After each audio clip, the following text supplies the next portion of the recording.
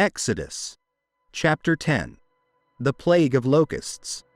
The Lord said to Moses, "Go into Pharaoh's presence, for I have hardened his heart and the hearts of his servants, so that I may show these signs of mine among them.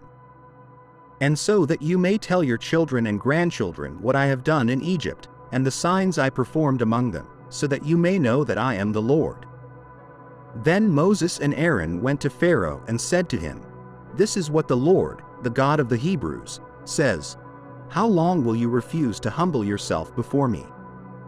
Let my people go so that they may serve me. But if you refuse to let them go, I will bring locusts into your country tomorrow. They will cover the face of the ground so that it cannot be seen, and they will devour what little you have left after the hail, including every tree that is growing in your fields. They will fill your houses, and those of all your officials and all the Egyptians, something neither your parents nor your ancestors have ever seen from the day they settled in this land until now."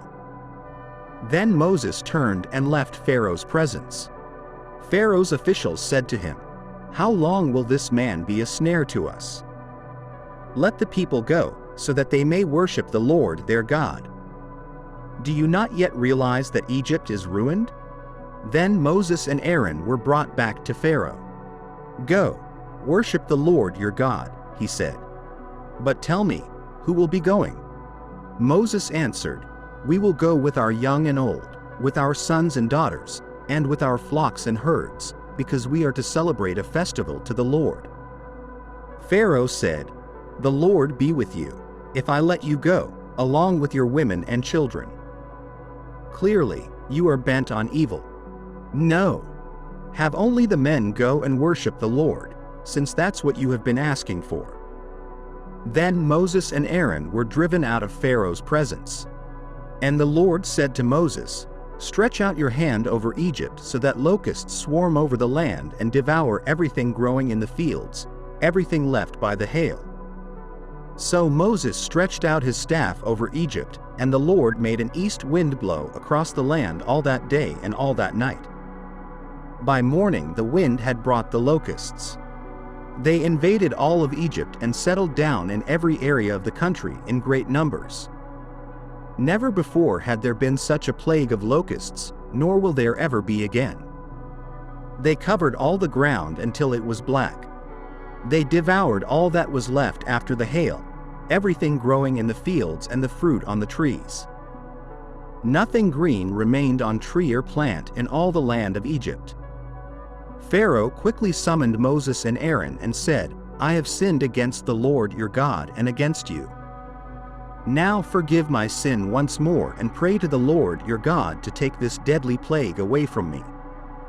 Moses then left Pharaoh and prayed to the Lord.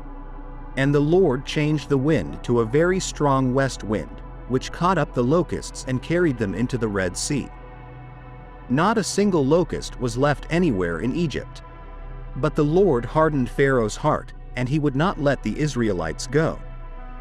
The plague of darkness.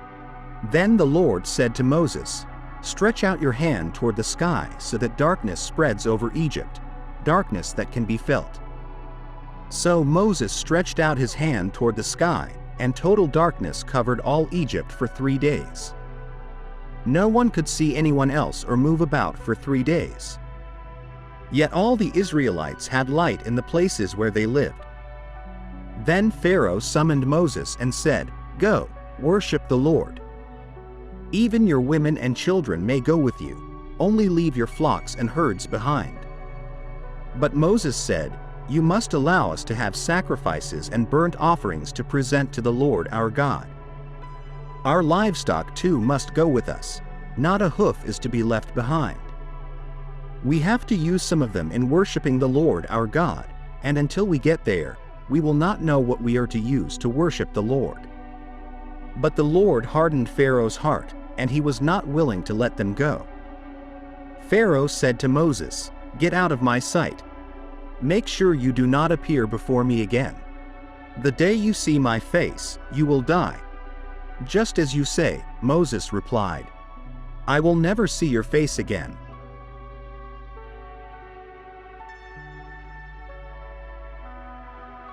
Thank you for watching our video. Subscribe to our channel for more videos like this. Give it a like, comment your thoughts, and share this video with your friends and family.